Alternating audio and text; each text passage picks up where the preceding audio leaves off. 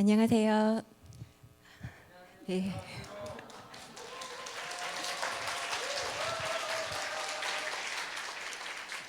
네, 솔로몬 다솜 약속 엄마입니다. 꿈교환에서 많은 간증을 들었었는데 정말 제가 하게 될 줄은 몰랐습니다. 네, 저는 작은 자인데 하나님께서 일하시기를 바라며 그냥 순종했습니다. 제 안의 소소한 변화들과 발견한 가치들을 여러분께 나눌 수 있게 되어서 참 감사합니다. 꿈교를 만났을 시기에 저희 부부는 서울에서 비교적 힘든 시간을 보내고 있었습니다. 남편은 남편대로 과 업무로 힘든 시기를 보냈고 전 저대로 육아 가사 노동에 지쳐서 있었습니다. 첫 아이의 사춘기는 제 고집과 맞물려 갈등으로 심화되었고 공교육에 대한 실망과 미래에 대한 불안, 걱정이 혼합되어서 참 잠도 안 오는 괴로웠던 시기였습니다. 처음 권역에서 선배 부모님들을 만났을 때에 다들 편안하고 여유가 넘치셨습니다. 그때 제 눈은 세모를 하고는 의기소침했던 것으로 기억납니다. 선배 부모님들은 결국 부모인 내가 변화야 자녀도 변한다. 고2가 되면 우리 아이들이 얼마나 멋지게 자랐는지를 알 수 있다. 견디세요. 아이를 믿고 기다리시면 다 됩니다. 학교에 부모님이 다닌다는 마음으로 다니세요. 그러면 학비가 아깝지 않아요. 부모도 학교에서 많은 것을 배웁니다. 같은 좋은 말씀들을 많이 해주셨습니다. 그런 소망을 붙잡고 다니던 중 학교에 마음을 좀 여는 계기가 생겼습니다. 주일 오후에 예배도 있고 동생도 둘이나 있던 저에게 체력도 적었던 저희 부부는 겸사겸사 아이 스스로 지하철을 타고 동작역 버스를 타는 훈련을 시키고 있었습니다. 몇 번은 잘해서 다행이다 안심을 하고 있었는데 아이가 졸아서 실수로 학교 버스를 놓쳤다는 전화를 받았습니다. 그 당혹함은 저를 화나게 했고 실수한 아이를 닥달했습니다. 그때 저는 데려다 준다는 융통성은 정말 없었고 다음날 수업을 빠지면 절대 안 된다는 그 생각만 했습니다. 안 넘어가네요. 남편 또한 그날 저녁에 데려다 줄 형편이 안 되었기에 그것으로 남편과 다투게 되었습니다. 어떻게 아이가 안 탔는데 학교 버스가 그냥 갈 수 있는지 이해가 되지 않아서 억울한 마음에 생활관 당직 선생님께 전화해서 이런 사정을 얘기했더니 고속버스 막차를 태워 보내라고 하셔서 그리하기로 했습니다. 지금 생각하면 얼마나 무리한 일정이었는지 선생님께서 얼마나 힘이 드셨을지 그때는 아무 생각도 못했습니다. 대산과 서산의 길이가 얼마나 걸리는지 감도 없었고 선생님의 입장을 생각할 수 있는 여유조차도 없었습니다. 그때 생활관 당직이셨던 이해하는 님은 스스로 자책하는 솔로몬을 깊이 이해해 주시고 실수는 누구나 할 수 있고 아무것도 아니란다 하며 따뜻하게 보듬어 주셨다고 합니다. 나중에 선생님의 사랑을 알게 되었을 때에 얼마나 깊은 감동이 있었는지 모릅니다. 마음과 마음이 만난다는 것을 손수 보여주신 선생님의 깊은 사랑은 지금까지도 솔로몬의 마음에 뚜렷하게 기억되고 있습니다. 아이는 키와 지혜가 쑥쑥 자라나고 있었습니다. 국토대장정이라는 힘든 길을 아이가 걸어서 집에 돌아왔을 때 다리 양쪽 안에 속옷 때문에 상처가 나서 다리를 아파하며 겨우겨우 들어왔습니다.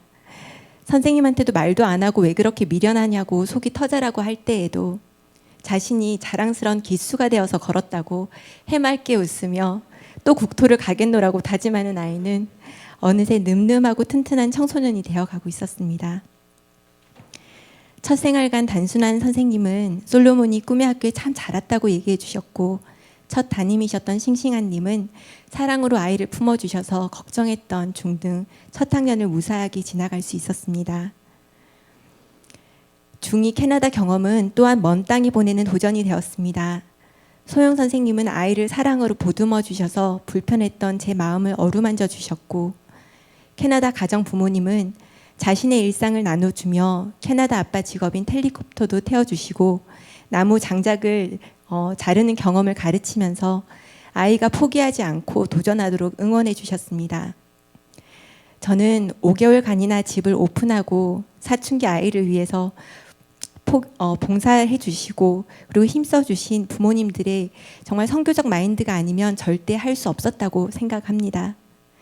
캐나다 아빠가 그때 세례를 받으셨는데 그때 경험이 솔로몬에게도 큰 깊은 인상을 남겼고 주님을 알아가는 데 큰 힘이 되어 주었습니다.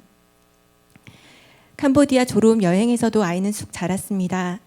선교를 위해 기도하고 부채춤, 마술, 태권도, 복음을 전하는 연극 등 다양한 재능을 준비하고 예배 사역을 준비하는 모든 과정 가운데 아이들은 함께 자라났습니다. 쓰레기 마을에서 집 짓는 사역과 학교 페인트 칠하는 사역이 쉽지 않았지만 아이들은 거기에 임하신 하나님을 경험했습니다. 개인의 행복만을 추구하는 세상 속에서 실제 세상의 깨어짐과 아픔을 눈으로 직접 보는 이 과정은 예수 그리스도만이 소망이시며 하나님 나라가 회복되는 사역에 우리를 부르셨다는 그 경험을 하는 자리였습니다. 세례식의 감격도 빼놓을 수 없습니다. 솔로몬이 세례를 받던 그 시기에 하나님께서 얼마나 이 아이를 사랑하시는지 저에게 올곧이 깨닫게 하셨습니다. 생각이 많고 고민이 많은 이 아이는 많은 문을 두들겨 가며 하나님을 인격적으로 만나가는 긴 여정을 거쳐가고 있었습니다. 이 시간 함께 아이와 소통해 주시고 붙들고 기도해 주셨던 선생님들 한 분 한 분께 얼마나 감사한지 모릅니다.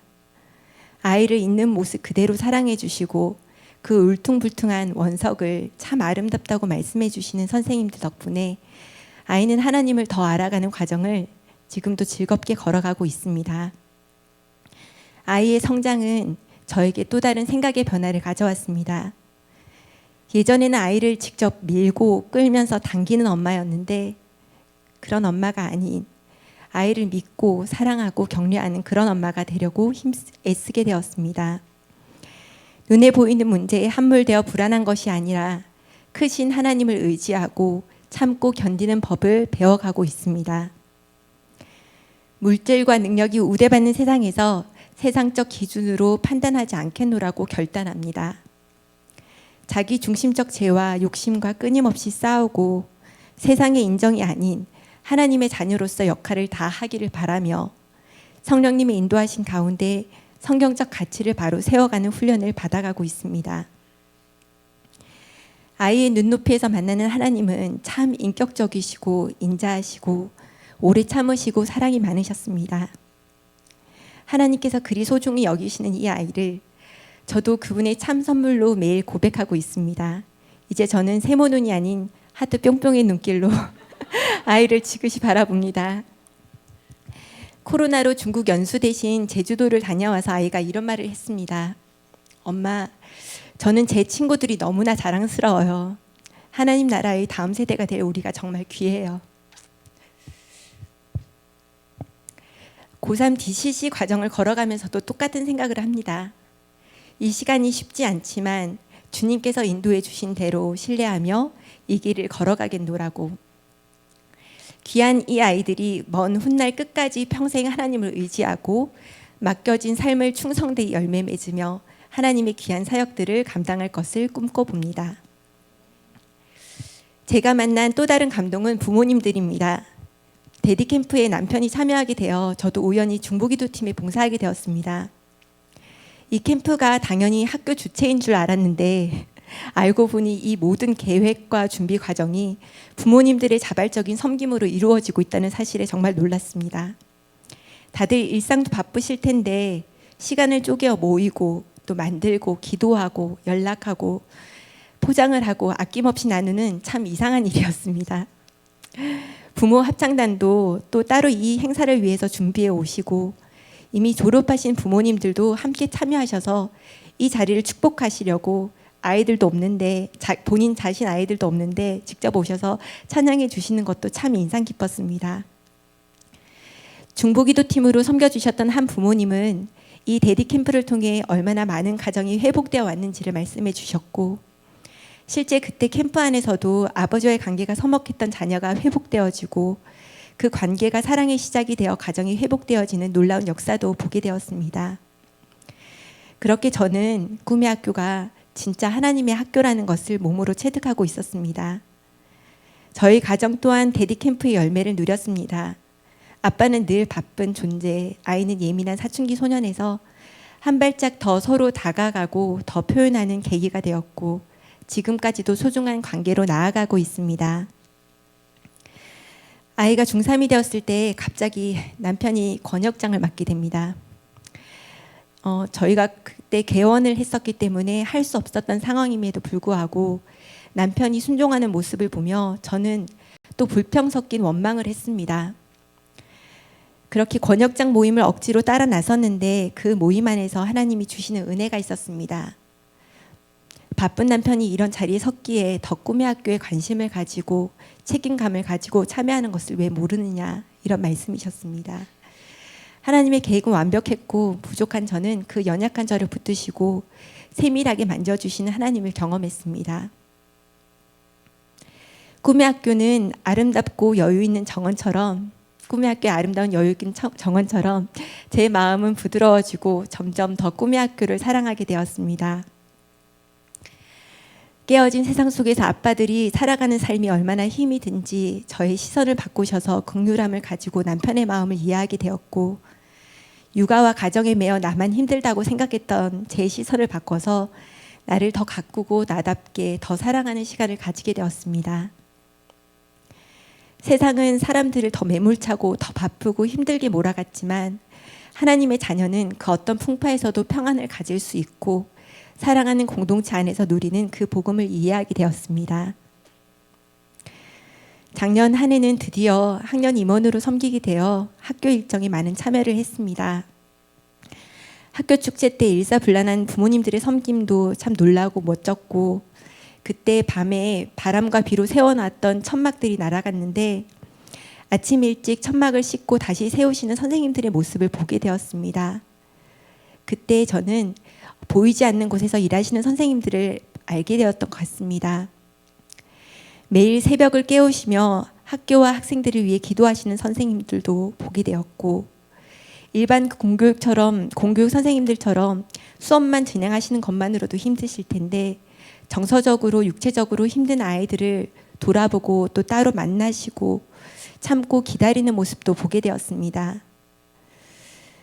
보이지 않는 곳에서 더 사랑하고 낮아지시는 선생님들은 저에게 큰 감동이 되었습니다. 본인들의 어려움들도 많으실 텐데 어떻게 그게 가능한지, 교육 선교사로서 살아가시는 선생님들의 그 사랑을 그저 당연하다 여기지 않겠습니다. 이런 선생님들과 함께 지내는 우리 아이들은 참 복되다고 생각됩니다. 너무 감사드립니다. 지난 5년간 꿈교에서 누린 것이 참 많습니다. 솔로몬의 이야기만 학교에서 제일 길게 살았기 때문에 쭉 했지만 동생들의 이야기는 생략하도록 하겠습니다. 너무 길어질 것 같아서. 네, 예전에도 지금도 갈등과 어려움들은 계속 있습니다. 하지만 시선을 바꾸시고 하나님이 이 땅의 주인 되심을 고백하게 하고 매일 그분 앞에 나아가며 또 주변을 돌아보게 된 것은 저에게 참 놀라운 기적입니다. 훌륭하신 많은 선생님들과 학부모님들을 바라보며 그리고 아이의 성장을 바라보며 저도 계속 주님 안에서 자라나기를 소망합니다. 저의 불평을 감사로, 두려움을 용기로, 또 불신을 충의로 바꾸신 하나님께 감사드립니다. 선배님들의 말씀처럼 저도 꿈의 학교 안에서 배우며 자라나고 있습니다. 이제 저는 학교에 참여하는 것을 여전히 때로는 조금 부담되기도 하지만 가능하다면 계속 참여하고 싶습니다. 고3 졸업하면 어떻게든 학교에 오고 싶어서 방법을 만든다고 했던 선배 부모님들의 마음을 새기며 여러분도 가능한 모든 때에 학교에 자주 오셔서 하나님의 은혜를 경험하고 배움을 누리시게 되시기를 권해드리고 싶습니다. 오늘 이 시간을 통해 오직 주님의 뜻이 온전히 이루어지기를 기도합니다. 감사드립니다.